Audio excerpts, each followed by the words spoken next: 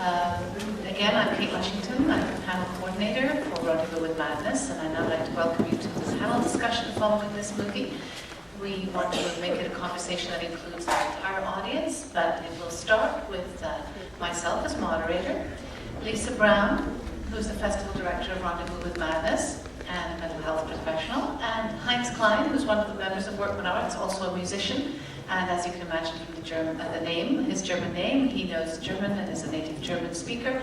And without further ado, I do need to tell you the rules. If you'd like to speak, once we've opened up the floor to questions, there'll be microphones on each side. So just put up your hand so I can see you. I'll try and keep my eye open at all times, and someone will bring you a microphone. All right.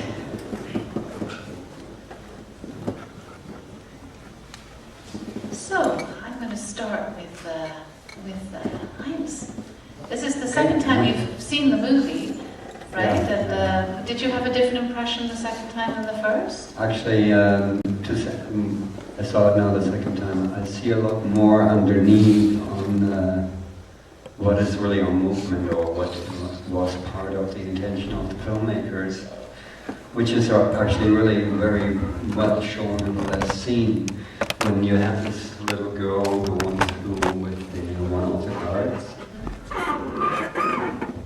Trude was always asking for knicks, which is actually to honor the elderly people, or to honor and appreciate actually somebody around. And she, as the piano player, never did that, or never even intended to. But the last scene showed actually this close of a connection, which is so important and which is actually really totally there. Yeah, there was a very satisfying moment at the very end when she curtsied finally. So Lisa, you got some statistics for us, because what has this film got to do with mental health and addiction, which is what we're all about in many ways, looking at those representations in cinema. But apparently a lot of people in the criminal justice system are already having mental health problems. We were privileged to speak with Michelle Coons from the Elizabeth Fry Society, and they work with women who have been in the jail/prison system and get them reintegrated back into the community. Many of the people, including women, that are currently in jail, they think that it's between 20 and 40% of people that are incarcerated in the prison jail systems have a mental illness, and they're not treated. And the interesting thing in all of this is that, as many of you know, mental health is becoming quite a national issue.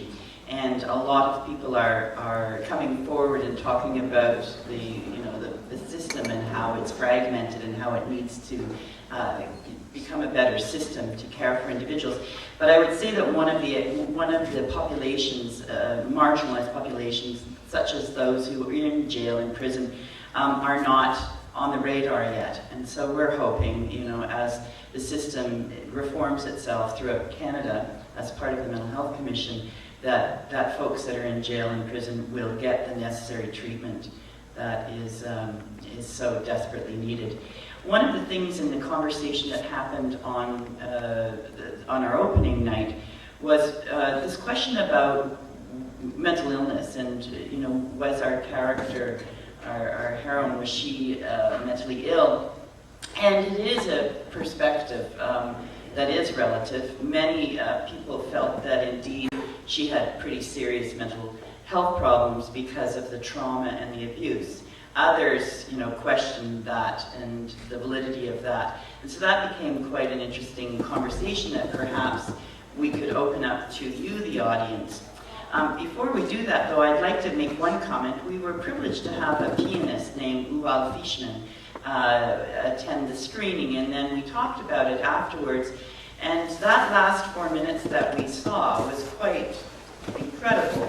It was quite masterful. And I asked Uval if that was something that pianists, contemporary pianists do. Do they play with various elements of the piano? And he said that he had seen it done quite a few times, but he found it to be, when he does see people use the piano that way, musicians, that he has seen it to be very contrived. What he did say in this film, however, is he didn't feel that it was contrived, and he was quite in awe. We believe that the actress was also the pianist, and that what we saw in those last 4 minutes was just sheer passion and real musicianship. So I just wanted to make that, bring that forward to you from what Uval had said.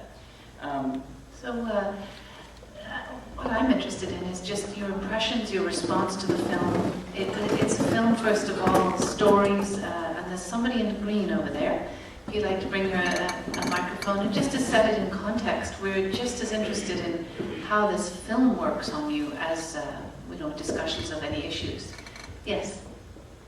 I just was amazed that whether or not she was guilty of a crime, whether or not she was abused or how much by her father, etc., whatever had happened to her, at no time in any single frame did I see her fall into victimhood.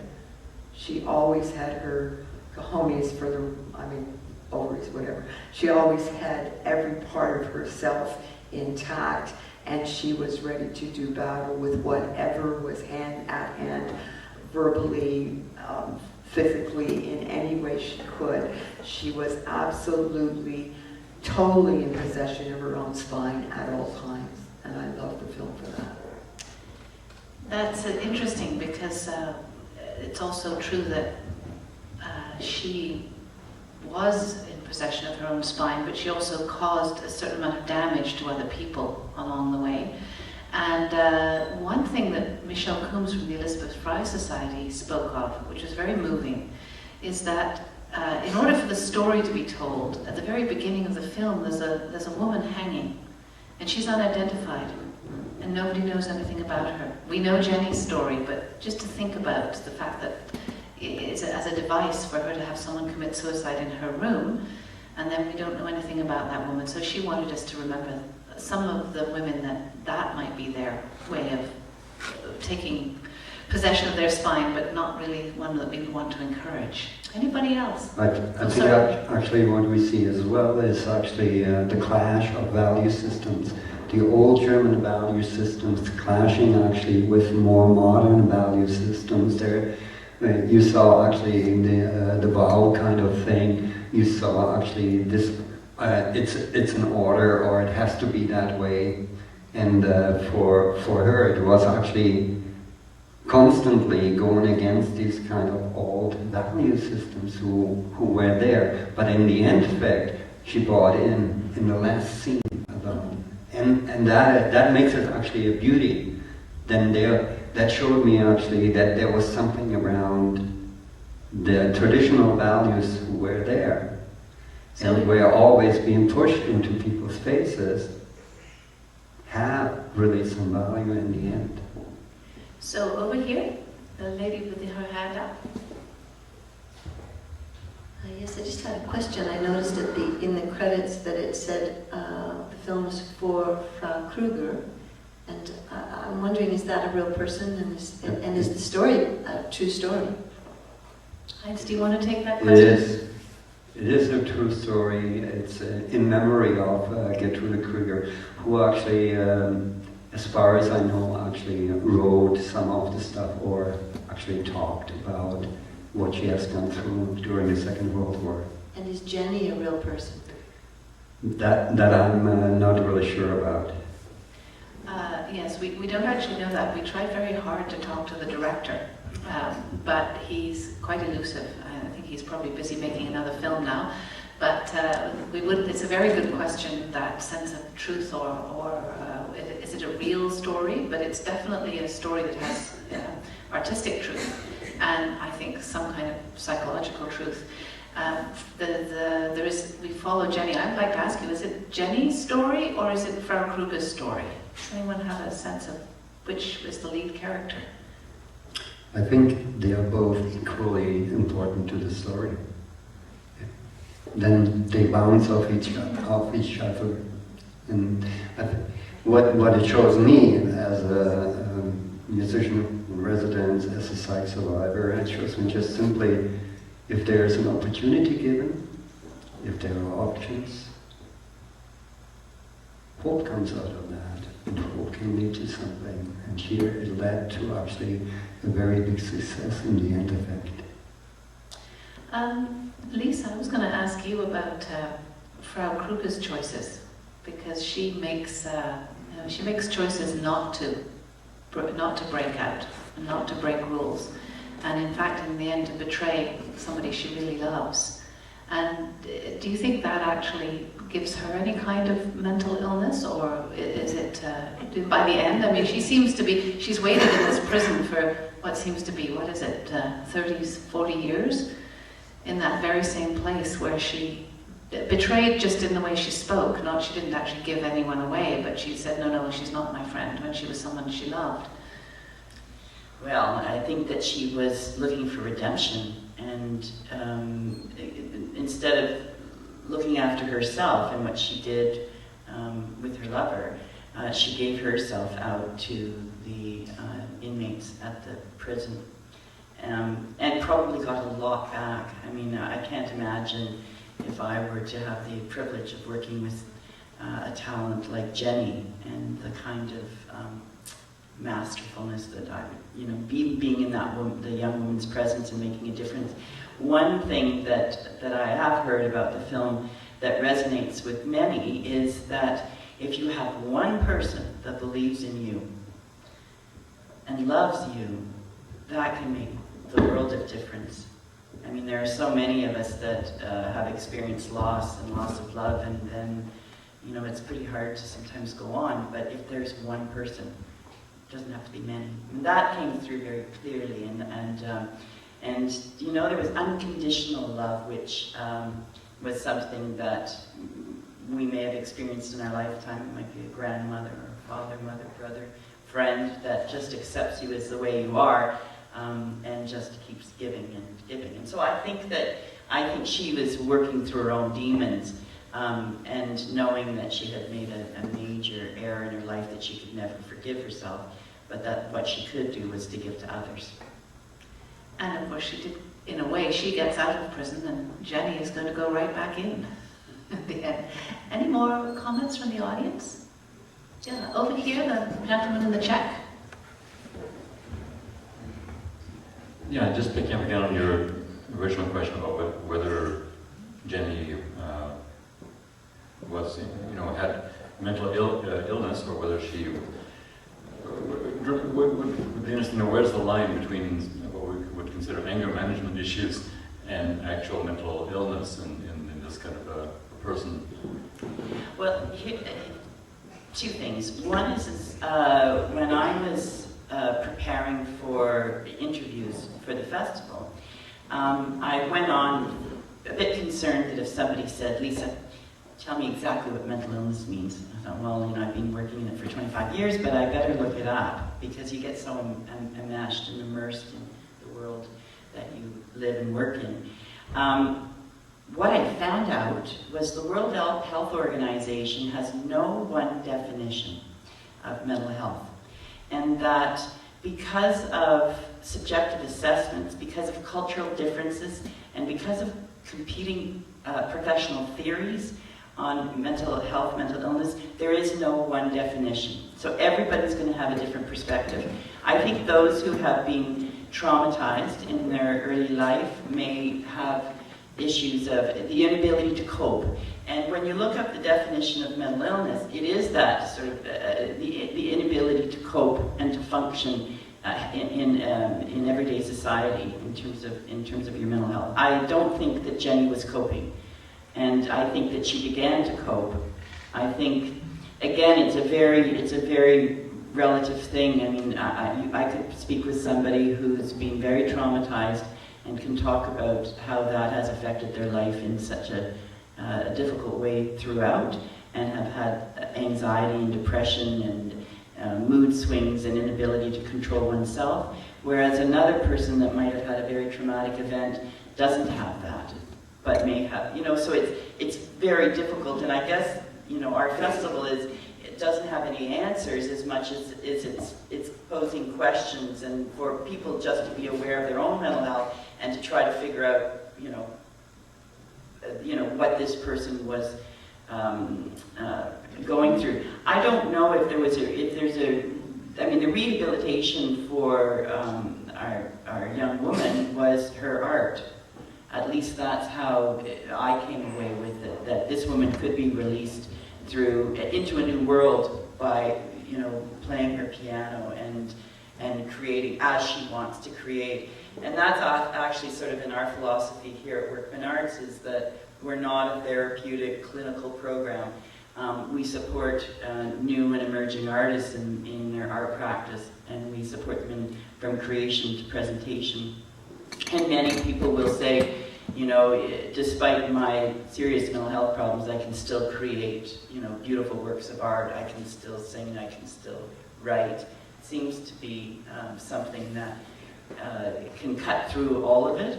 I'm starting to meander a little bit, but I think that you could have two different opposing viewpoints on whether Jenny had a mental illness or not. But actually it doesn't matter.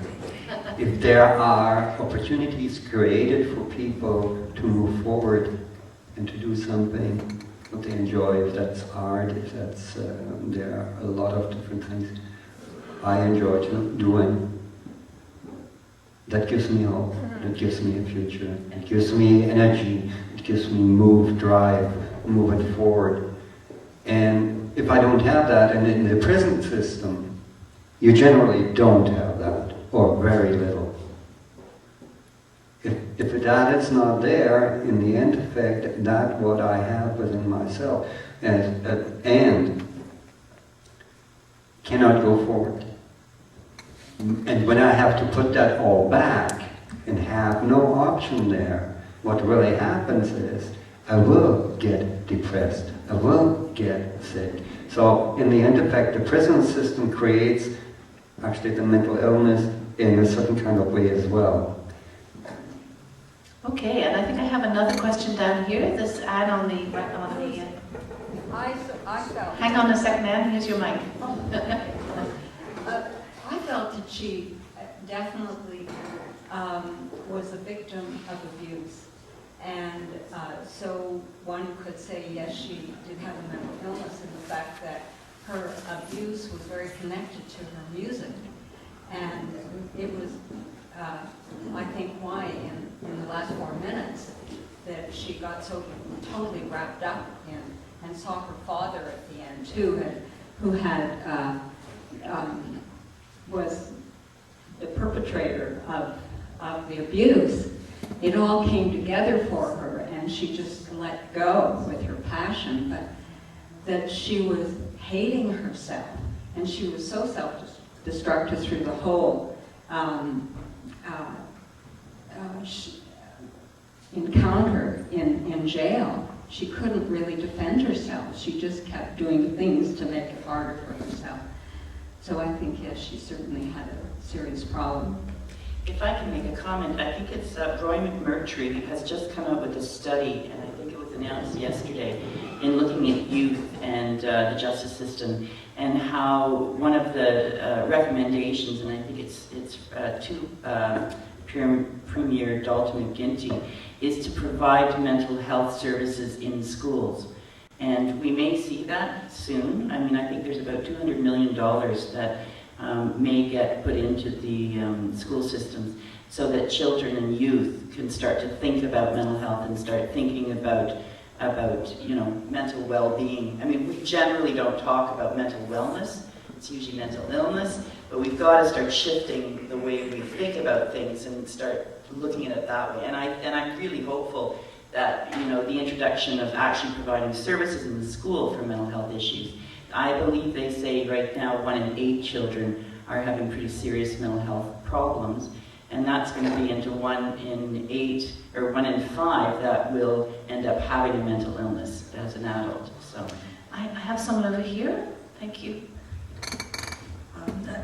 Sorry, I just lost my voice.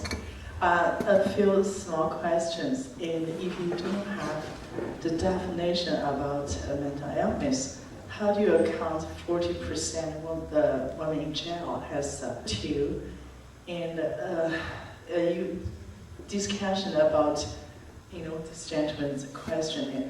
And if you don't have the real definitions of the mental illness or not, for the artist and the musician, and can you see the normal, I don't know what's the normal though, and the normal people play the music or create the art, so it's different. And like Jenny and has his masterpiece on the stage. And number 3, and I'm not really sure, I'm not a doctor, but I want to ask, is those kind of musicians and artists, when they create their art, so what's it called, EEG waves, they use the device to check out, so what's different with those mental illness person when they're not really control themselves? What's different with that wave? Well, that's a very interesting question. It's something to do with studies of EEG waves of the brain when someone's in the middle of creating art, or when they're actually in the middle of some kind of episode. Is that the idea? Can you answer that?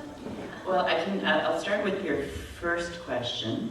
In terms of defining mental health and mental illness, World Health Organization says there's no one global definition. The Western world has its definition, as does other countries, other cultures, but they don't always come together. There is no one formal definition. So that was my point with the fact that in Africa they may have a different set of what is mental health, what is mental illness. The second or the third question you're asking about EEG and music, Ursula Franklin's school has a program for kids in grade 11. It's neurology and art, and those kids hook themselves up to EEGs and then painted. And they studied that, and they had all their graphs, and they had the artwork.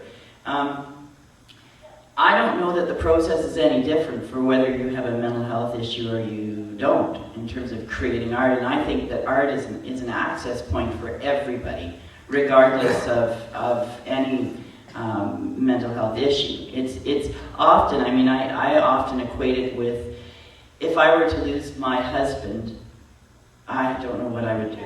And I would probably sink in despair. I would probably become suicidal. Would I be able to create an art when I'm feeling that way? Probably not. I would probably have to get to a point where I started to get some energy back and I started to be able to function again. And at that point I might be able to create. I think actually what I saw in the last scene is resilience. Being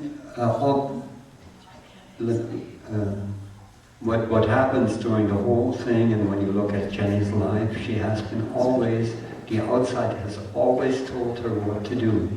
With 10 a year, gifted child, and with 10 going out winning contests, then being her father, being abused by her father, so her father took actually all this kind of decision making away from her.